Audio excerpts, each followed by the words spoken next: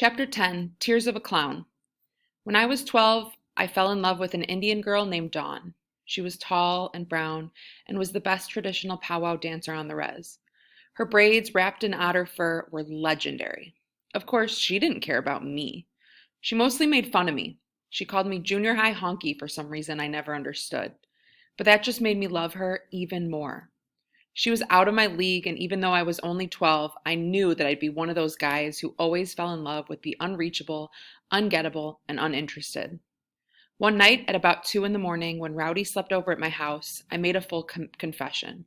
Man, I said, I love Dawn so much. He was pretending to be asleep on the floor of my room. Rowdy, I said, are you awake? No. Did you hear what I said? No. I said I love Dawn so much. He was quiet. Aren't you going to say anything? I asked. About what? About what I just said.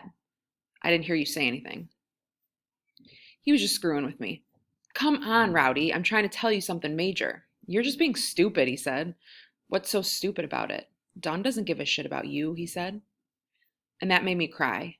Man, I've always cried too easily. I cry when I'm happy or sad. I cry when I'm angry. I cry because I'm crying. It's weak. It's the opposite of warrior. Quit crying, Rowdy said. I can't help it, I said. I love her more than I've ever loved anybody. Yeah, I was quite the dramatic 12-year-old. Please, Rowdy said, stop that bawling, okay? Okay, I said, I'm sorry. I wiped my face with one of my pillows and threw it across the room. Jesus, you're a wimp, Rowdy said. Just don't tell anybody I cried about Dawn, I said. Have I ever told anybody your secrets? Rowdy asked. No. Okay, then I won't tell anybody you cried over a dumb girl. And he didn't tell anybody. Rowdy was my secret keeper.